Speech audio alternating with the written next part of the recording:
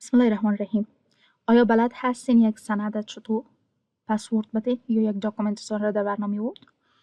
معمولا بعضی از سندها خیلی مهم می باشه و ما ضرورت داریم به اینکه او یک کد یا پسورد داشته باشه. اگر بلد نیستین بیاین با هم یک جا کار کنیم. برنامه وورد را باز میکنم. بلانک داکومنت من نوشته میکنم درباره اسد یک معلومات نوشته میکنم.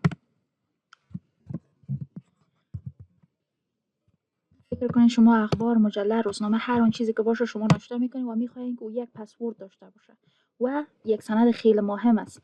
ما چطور میتونیم برای او پسورد ایجاد کنیم در برنامه وورد؟ سندتان گفتم ابتدا نوشته میکنیم و میریم منوی فایل. از منوی فایل ما میخوایم که سیوش کنیم، چون داکومنت ما جدید سیو میریم. سیو از آن برین مشکل نداره. براوز کلیک میکنم، از براوز میایم موقعیت برش انتخاب میکنم، هر جایی که شما ذخیرهش میکنین.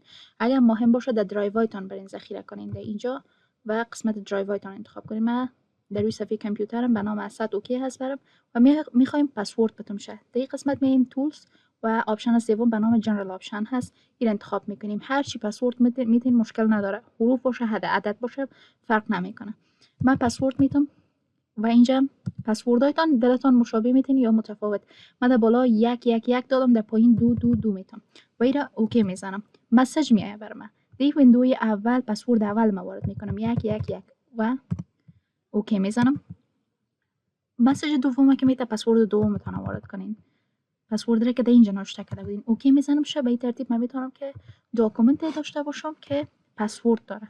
به این صورت داکومنت ما باز میکنم، میبینم از من پسورد پرسان میکنه. پسورد ما اگه یاد داشتم که خیلی خوب، پسورد دوم یاد نداشتین ریدانلی باز کرده میتونین. در غیر از او اگه پسورد یاد داشتین ولی دو تغییر آورده نمیتونین. اگه پسورد اردویش یاد داشتین میتونین پسوردهایتان رو وارد کنین به این شکل اوکی و پسورد دومم یاد دارم اوکی میزنم. حالا ادیت هم کردم میتونم و او را دوباره سیو میتونم. و این هم بود از این تکنیک. کسی که یعنی مشکل داشت طریقه پسورد دادن در برنامه وورد برای یک داکومنت خود میتونه از این طریق استفاده کنه و میتونین که در مرکز آموزشی همدرد ثبت نام کنین و از نکات خیلی عالی و جذاب برخوردار شوین و یاد بگیرین.